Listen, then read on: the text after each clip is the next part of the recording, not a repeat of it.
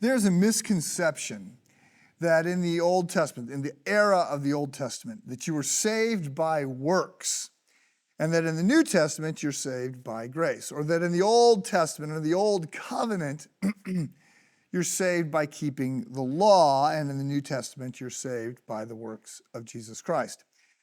This is not the case, and the Apostle Paul does some theological work in Romans 3 and 4 to try and make that case and show us that salvation is always through grace. And then in Hebrews 11, which we're obviously moving towards, there's a passage that celebrates the faith of those in the Old Testament. And we see that Abraham is not saved by works. He is actually saved by his faith. So just a reminder, the law is good. The law is something that the law divides moral, civil, and ceremonial, but the moral law, we're not under the civil law because we're not living in a theocracy, and the ceremonial law gets dispensed with after Jesus puts an end to the sacrificial system through his death.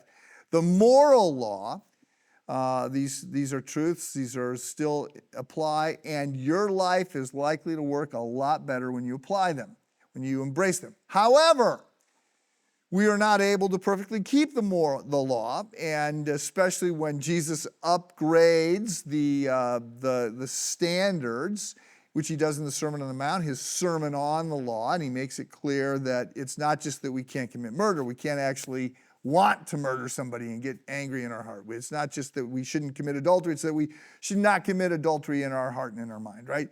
Jesus is saying it's your heart that's really you're after.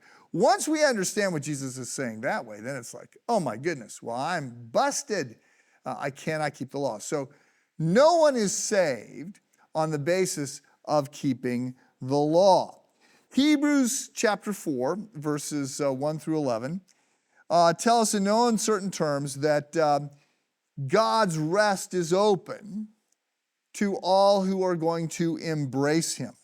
That heaven is heaven, which is heaven because it's where God is and where Jesus is, and that's what makes heaven great. Heaven is not great in and of itself. I mean, it is, but it's the best thing about heaven is it's where God's will is done, and God is, and Jesus is there and ruling.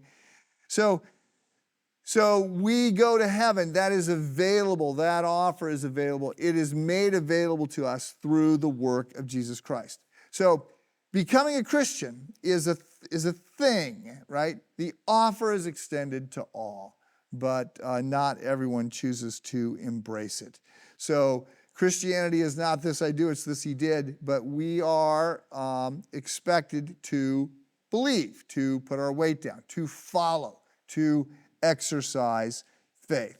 Jesus famously says, "Come to me, all you who are weary and heavy laden, and I will give you rest." There's our word, right? That key word. I will give you rest. I will restore your soul. I will restore you in your relationship with God. So I've not met, maybe I have, but I haven't heard. If I did, I've not met anybody who came to faith, placed their faith in Christ, and then regretted that they didn't wait and do it later. All right, but what people regret is, I wish I had done this, so much sooner. My life would have been so much better. So I want to give you verse 11 here. I want to sort of underline this as a little prompt, as a motivation. Let us therefore make every effort to enter that rest, so that no one will perish by following their example of disobedience. There being the Jewish people, book of Exodus, that example of disobedience. So in this letter, in this sermon, the letter to the Hebrews, the sermon template that we're following, the writer is trying to inspire people who are struggling, who are facing challenges, setbacks, hardships, hassles, right? I mean, they're thinking about giving up. He's saying, don't give up, right? Don't be like the Jews that were out in the desert, that didn't trust God. Don't go down that path. Place your faith in God. Lean into God. Cease striving and find your ultimate rest in God. That's what we're getting called to. We'll continue to unpack this tomorrow. Have a good day.